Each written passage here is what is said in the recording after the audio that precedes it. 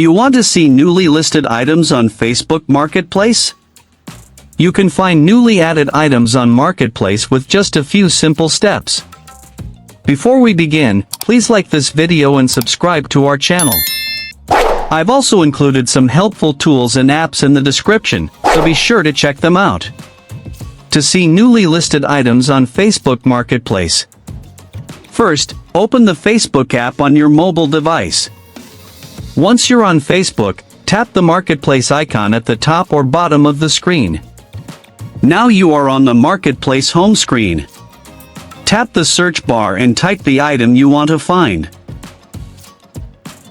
After the results appear, tap the Filters option at the top of the screen.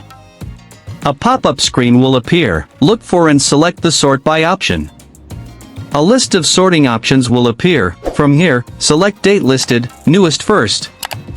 Once selected, tap on the See Items button at the bottom of the screen. Now, your Marketplace results will refresh and display the most recently listed items at the top.